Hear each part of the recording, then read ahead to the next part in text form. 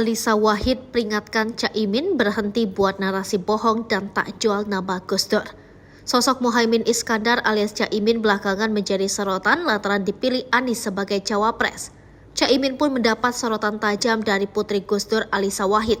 Alisa memperingatkan Caimin untuk tak membuat narasi bohong terkait Gus Dur.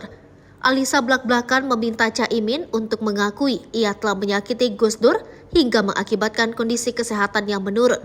Dikutip dari Tribun News, peringatan tersebut diungkapkan Alisa lewat cuitan akun Twitter pribadinya pada Selasa 5 September 2023. Cuitan tersebut merupakan reaksi Alisa seusai Caimin memberikan narasi di kudeta pihak Gus Dur dari PKB saat berada dalam sesi talk show bersama Mata Najwa beberapa waktu lalu.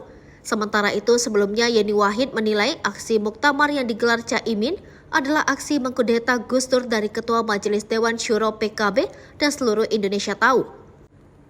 Yeni Wahid juga menilai klaim Caimin yang mendapat restu dari Gus Dur sebagai Ketua Umum PKB dari belakang layar juga tak masuk nalar. Sebab menurutnya di depan layar saja Caimin jelas mengkudeta Gus Dur dari kepengurusan PKB.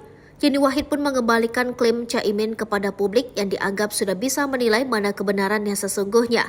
Yeni Wahid juga menyebut Gus Dur memberi wasiat kepada pengikutnya agar Caimin diganti dari jabatannya di PKB.